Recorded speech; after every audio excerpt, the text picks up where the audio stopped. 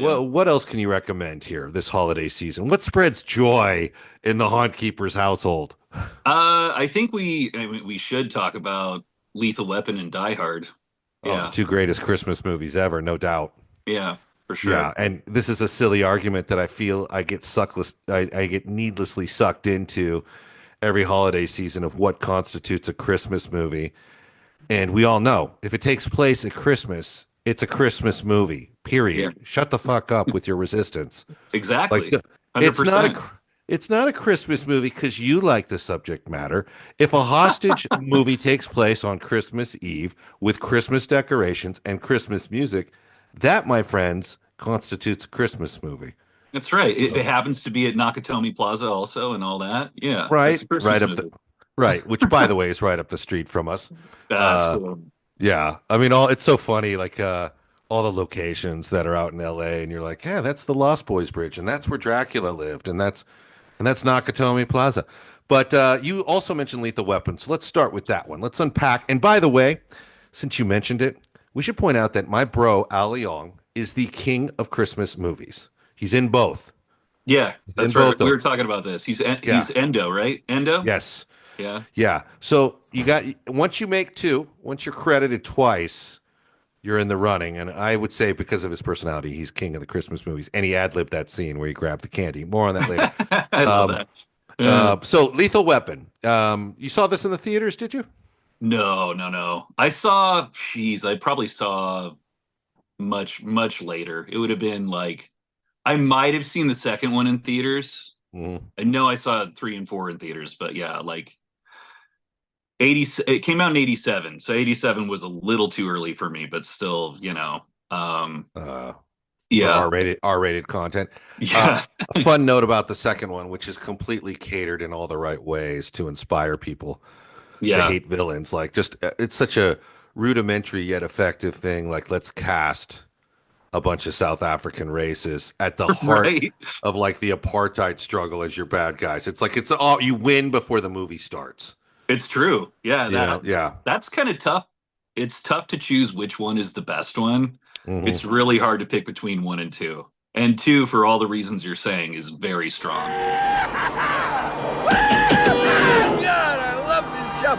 Oh, man, can't you go any faster? Floor this. I can't. It's my wife's brand new car, and I'm not going any faster. You're doing 65 now. 65? Oh, shit. Get your goddamn foot off the pedal. You're killing my goddamn cord. Yeah, we're eastbound on 4th. We're in the tunnel. We're in pursuit of red BMW driver, Caucasian blonde hair. Plate number 2, boy Adam Henry, 174. Use caution. You are westbound 2nd Street, 2112, southbound Figueroa, approaching 2nd. You're heading straight towards each other. Somebody back off. Okay, Roger, I got you. What'd she say? She said we're about to have an accident. You're gonna get us killed! Shit, I'm the one doing it!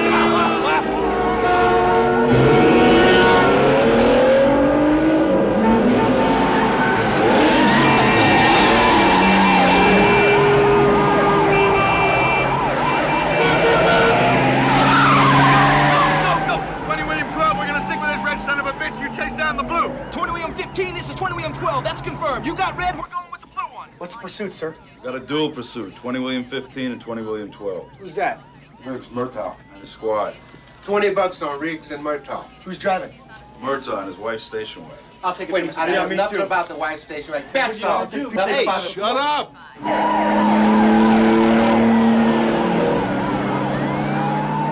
Ja, gut haben wir euch gesehen, Menier. War das die Plan 9? Was uns soll's tun? What the hell is that? Und Salette mit dem... Fucking language is that, huh? I never heard of that shit before. I think it was German. German, is it Japanese? It's Japanese radio. Maybe they bought the LAPD as well. And they own everything else.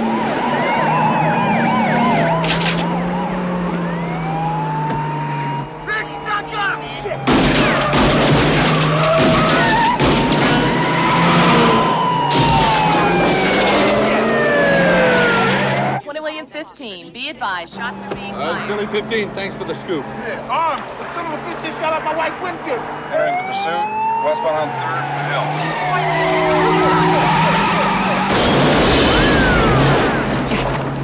Shit! Love it. And we were just with a cast member out of two. Well, actually, I was with a couple cast members over the last few weeks, but number one, Jeanette Goldstein was part of our Christmas Carol for a Correct. Cure. Yeah. Vasquez and aliens, Somebody said illegal aliens sign up. Anyway, little Hudson homage. But I think, obviously, what's impressive to me about 2 is they clearly had a bigger budget, but they clearly also used the budget in the right way.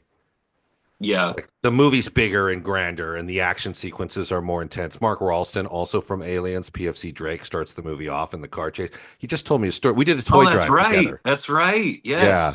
Yeah, We he's just the one did that gets the plastic where he walks into Yeah. the room to talk to the boss, and there's plastic all over the floor, and he's like, no problem. It's going to be fine. Exactly. And could not be a nicer guy, actually. We were just at a toy drive together talking about Donner, because Donner had the best offices at Warner Brothers, and he was there when I started in the mailroom. He had the offices that Spielberg wanted. It was Frank Sinatra's old offices, and they were awesome. They were very, they had this retro feel, and I remember meeting Donner, who called everybody kid. Right. Because he had a poster on the wall that was an old Omen European poster that I'd never seen, and I was mesmerized by the art they had picked. And he had kind of come up behind me, and I didn't even know, and he was just like, "You like that, kid? You like that poster?" I'm like, "Yeah, I've never seen this one." And he immediately he looks at the kid in the poster, and he's like, "This fucking kid, I tell you, this kid laughed all the way through the movie. He would not be scary. We tried to do that church scene, and he would just laugh and laugh and laugh, that little fucker." And then this is Donner saying all this stuff. And then he goes, "So I had to, so you know what I did? I grabbed him and I pinched him and I twisted his stomach until he was crying. And I said, 'Take that. Now start laughing, you demonic son of a bitch.'" And I'm just like, this is like a week into my job at Warner Brothers. I'm like, this is kind of a surreal place. Yeah, jeez. Working here is a little bit. Anyway, I have to say, I think Lethal Weapon 1 and its surprising nature and the way it came across. Also, you point out 2 movies. Well, you also said Die Hard, which would be the third in this sort of conversation. The funny gunshot joke thing was not overplayed to death. It was very new. It was very new at this stage. There he goes. He bounces out. Hang on. No, just a weird. I don't know. I got it. Yeah. Continue. An alert from your probation officer saying, "Do not do this show." Yeah, keep the ankle monitor on. Don't leave the ankle, please. Do not. You're not allowed to leave your house, Evan. What are you doing? I have a curfew, But I do like Lethal Weapon. I do like it a lot. I do think it's really unique. I do. I think they shot some of it in Palmdale too, right? There's that whole helicopter sequence. And that makes sense. Yeah, I didn't know where that was, but yeah, that absolutely makes sense for the visuals for sure. Yeah. Gary Busey and I had the same entertainment attorney, Jake Bloom, at one point, and he set up a meeting between Gary at his beach house and I for another movie I was doing called Night Fever with a K, 70s cop film. Cool. And Busey talked all about how he wasn't even wanted in the conversation for Lethal Weapon. He wasn't going to get it. And ultimately, Bloom got him the meeting, and he did sell the audition. They said, "Okay, you're Mr. Joshua." And Busey is quite good in it. Oh, yeah. Yeah, he's amazing. Burning his arm with the lighter and all that. Yeah. For as much with Edo Ross. Edo Ross is in that scene, I think, from The Hidden. And oh, yeah. Is as much as he's kind of a caricature of himself or a character in the minds of the public, he was very effective in that movie, I think.